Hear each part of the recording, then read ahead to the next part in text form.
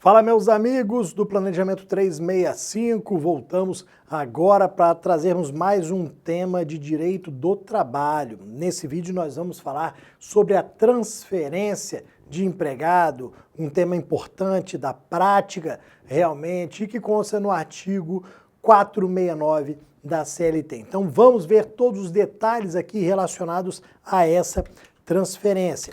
Vejam que o dispositivo, o artigo 469 da CLT, ele começa trazendo o conceito de transferência e a sua diferença para a remoção.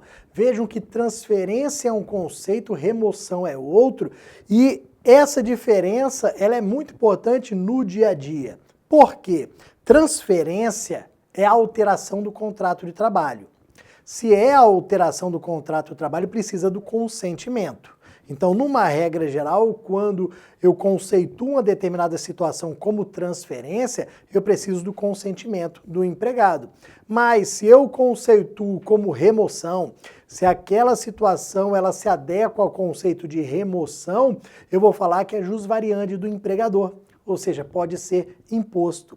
Então vejam como esse conceito é importante. Se é alteração, eu tenho que ter o consentimento, a concordância do meu empregado. Se é remoção, é jus variandi, eu tenho o direito de remover, eu vou impor aquela remoção.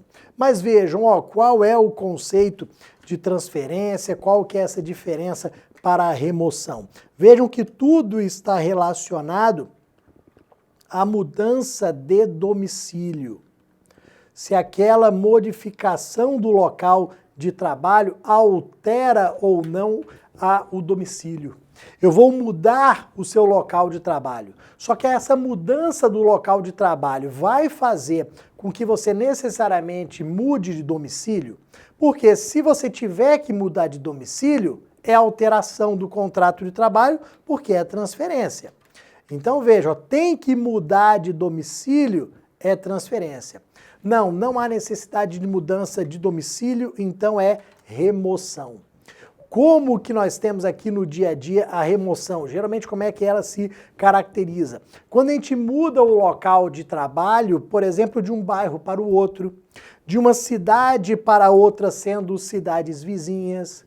Então existe uma região metropolitana, duas cidades ali coladas uma na outra, eu vou mudar você de uma filial para outra. Isso vai ser remoção, porque você não vai precisar mudar de domicílio para trabalhar na outra filial. Claro, você vai gastar mais tempo de deslocamento, você vai acordar mais cedo, você vai chegar mais tarde em casa, mas isso daqui é um ônus do empregado.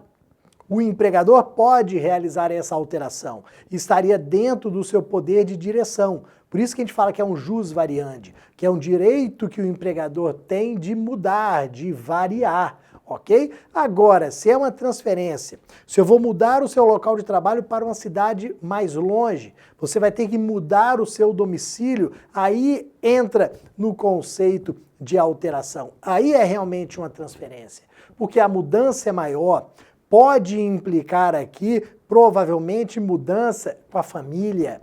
E aí você tem escola de filhos, e aí você tem o trabalho ou o estudo do cônjuge. Então, como é uma situação aqui de maior proporção, eu preciso do consentimento do empregado.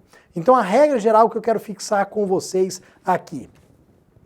Conceituou como transferência, preciso do consentimento. Então, se vai mudar de domicílio, é transferência, eu preciso do consentimento. Vamos ficar com essa regra geral aqui primeira. Toda regra tem exceção. Se a regra geral eu preciso de consentimento, é óbvio que eu tenho exceções em que esse consentimento não é exigido.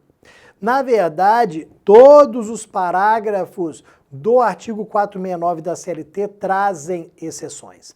Parágrafos 1º, 2º e 3º. No parágrafo 1º, eu tenho aqueles exercentes de cargo de confiança e aqueles que têm cláusula contratual prevendo essa transferência. Então vejam, cargo de confiança, você ocupa um cargo de confiança na empresa, você é gerente, você é diretor, você pode ser transferido sem o seu consentimento. cargo de confiança, eu não preciso de consentimento. Eu não ocupo o cargo de confiança, mas no meu contrato tem já uma cláusula prevendo a possibilidade de transferência. Então você pode ser transferido porque esse seu consentimento já foi dado quando você aceitou aquelas funções, quando você foi contratado e assinou o contrato, ok? Então se existe cláusula contratual já prevendo essa transferência, não há que se exigir o consentimento agora. Ele foi dado lá atrás quando da contratação. E olha um detalhe. O parágrafo 1º vai falar que essa cláusula contratual prevendo a transferência, essa previsão da transferência, ela pode ser explícita ou implícita. Então eu posso ter uma cláusula explicitamente falando que você poderá ser transferido para qualquer filial do Brasil. Ou uma cláusula implícita. Como é que seria uma cláusula implícita prevendo aqui essa transferência? Seria uma cláusula, por exemplo, que ao descrever as funções que serão realizadas pelo Bruno, deixa claro que para o desenvolvimento dessas funções pode haver uma transferência.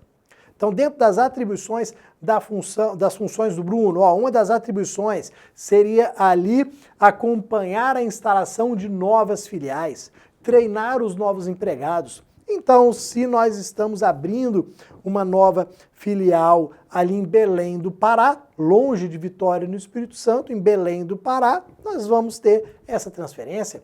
Está implícita a transferência na medida em que uma das suas atribuições é acompanhar a instalação de novas unidades, de novas filiais, ok? Só que aí um detalhe importante, a gente vai puxar deste parágrafo 1º, nós vamos puxar a súmula 43 do TST. Essa súmula 43 do TST deixa claro que você não pode transferir o cargo de confiança, você não pode transferir este empregado que possui cláusula implícita ou implícita só por transferir. Como se fosse ali uma punição, só para prejudicar. Eu vou sacanear esse camarada, eu vou mandar ele lá para longe, eu vou transferi-lo, ele é cargo de confiança, eu não preciso do consentimento dele.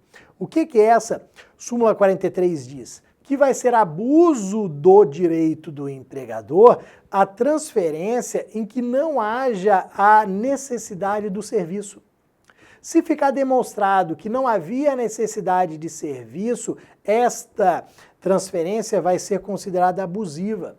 E aí, sendo abusiva, a gente pode ter N consequências aqui, a gente pode falar ali numa possibilidade de um pedido liminar para impedir a transferência, ou a gente pode falar de rescisão indireta, dependendo da situação, dano material e moral, pelos gastos que eventualmente o empregado teve, pela situação que foi criada. Então a gente tem algumas aqui consequências quando houver esse abuso do direito do empregado, quando ele transferir, mas sem necessidade de serviço, nos termos da súmula 43 do TST. O parágrafo 2º vai falar na transferência quando houver extinção do estabelecimento. Vejam que eu estou fechando a filial da empresa aqui em Vitória, no Espírito Santo. Então eu teria duas opções, basicamente. Se eu estou fechando a filial de Vitória no Espírito Santo, opção 1, eu vou te demitir. E vou demitir todos os empregados que trabalhavam aqui em Vitória. Ou eu posso transferi-los para outras filiais. Eu opto por transferi-los. O parágrafo 2º diz que eu posso transferir. Eu posso determinar essa transferência. Eu não preciso do seu consentimento, porque qual que era a outra opção? Demissão. Então, neste caso aqui, não está havendo abuso do meu direito. Na verdade, eu estou realizando uma transferência, estou determinando a sua transferência para preservar o seu emprego. Se você não quiser, se você não aceitar, aí isso vai ser considerado como um pedido de demissão. Porque eu estou agindo legitimamente, eu estou agindo de acordo com a CLT, transferindo você para preservar, para manter o seu emprego. E, por fim, nós temos aqui a transferência provisória.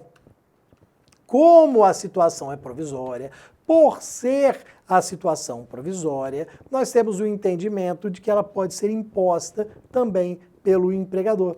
Então, o empregador precisa de alguns empregados durante 15, 30, 40 dias, 60 dias num determinado local, ele pode determinar essa transferência. Vejam que somente na transferência provisória é que nós teremos o pagamento do adicional. Por enquanto eu não tinha falado em pagamento de adicional. Falei agora porque é só na transferência provisória que eu vou ter o pagamento de adicional de pelo menos 25% durante todo o período em que aquela transferência for considerada provisória.